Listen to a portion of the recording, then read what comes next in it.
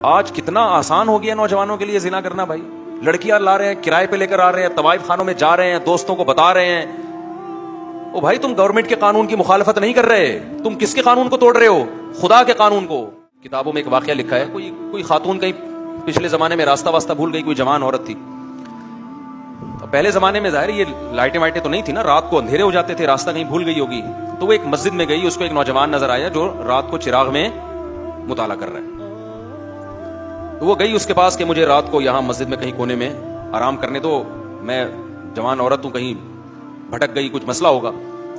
تو وہ نوجوان بیچارہ مجبور تھا, اس نے کہا ٹھیک ہے جی آپ کنارے پہ لیٹ جائیں. اس نوجوان نے کیا کیا, اس عورت نے دیکھا یہ نوجوان نا پوری رات اس چراغ کی آگ میں اپنی انگلی لے کے جاتا اور جب جلنے لگتی تو واپس لے آتا. بار بار یہ عمل کر رہا ہے. وہ خاتون دیکھ رہی ہے کہ یہ کیا کر رہا ہے. پوری رات نہ وہ سوئی نہیں, یہ منظر دیکھ کر کہ یہ کرتا کیا ہے, یہ بار بار کہاں لے کے جا رہا ہے اپنی انگلی کو آگ میں, اور جب جلنے لگتی ہے تو واپس. صبح جیسے ہی ہوئی ہے یہ نوجوان اس جوان خاتون تھی اس کے پاس گیا, بولا بھائی خدا کے لیے آپ فوراً مسجد سے باہر نکلو, جاؤ آپ یہاں سے. اس نے کہا اللہ کی قسم میں اس وقت تک یہاں سے نہیں جاؤں گی جب تک تم یہ نہیں بتاؤ گے کہ یہ تم نے عمل کیا کیا ہے. اس نے کہا بار بار میرے دل میں رات کو زنا کا خیال آ رہا کہ اجنبی عورت ہے, دیکھنے والا کوئی بھی نہیں, اور یہ کمارا لڑکا. تو میں بار بار نا اس چراغ میں اپنی انگلی جلاتا کہ دیکھ اس کو برداشت کر سکتا ہے, اگر اس کو کر سکتا ہے نا تو آخرت کی آگ بھی برداشت ہو جائے گی تجھ سے, اور ایک انگلی میں یہ آگ برداشت نہیں کر سکتا تو جہنم کی آگ کیسے برداشت کرے گا. آج کتنا آسان ہو گیا نوجوانوں کے لیے زنا کرنا بھائی.